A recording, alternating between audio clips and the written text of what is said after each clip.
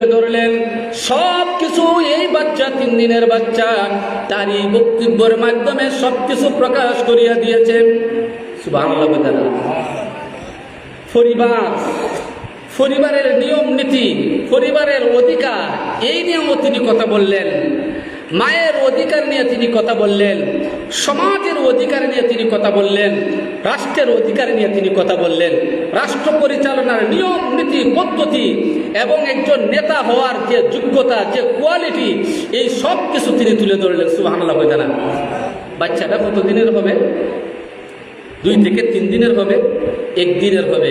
এই বাচ্চায় কথা বলে, বাচ্চাটা বলে ক্বালা ইন্নী আবদুল্লাহ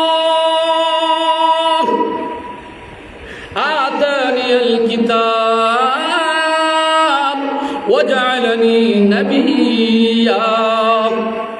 বাচ্চাটা রাখতে বলেন যে আমি যখন তোমাদের সাথে আমি কথা বলবো, হয়তো তোমরা আকীদার দিক দিয়ে তোমরা ব্যতিক্রম হয়ে যাইতে পারো, আকীদা পরিবর্তন করে নিতে পারো।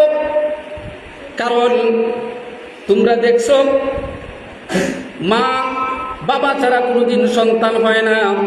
সন্তান যদি হতে হয় তাহলে মায়ের সাথে সাথে বাবার প্রয়োজন হয়, বাবার সাথে সাথে মায়েরও প্রয়োজন হয়। হয়নি না? হয় না? বাবা যেরকম একটা সন্তানের প্রয়োজন দরকার, বাবা ছাড়া যেরকম ভাবে সন্তান পৃথিবীতে আসতে পারে না, মা ছাড়াও সন্তান পৃথিবীতে আসতে পারে না। আমি যেহেতু বাবা ছাড়া এই পৃথিবীতে আসলাম, তবে আমাকে নিয়ে তোমাদের হয়তো কোনো ধরনের ধারণা হইতে পারে, আকীদার ব্যতিক্রম হয়ে যাইতে পারে।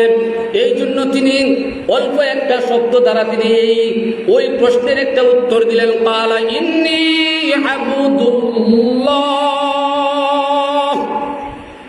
এ দুনিয়ার সমস্ত মানুষ শুনো, আমি আর কেউ নয়।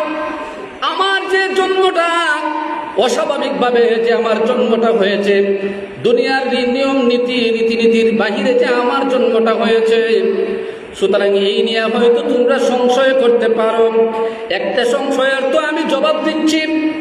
যে সংশয় তোমরা হয়তো আমার মাকে বলতে বাধ্য হয়েছ বেবিচার করেছে, নতুবা বেবিচার ছাড়া এই সন্তান কিভাবে হয়?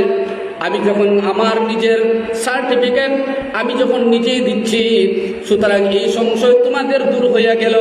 কিন্তু আকীদার দিকটা তো বাকি রইয়া গেল।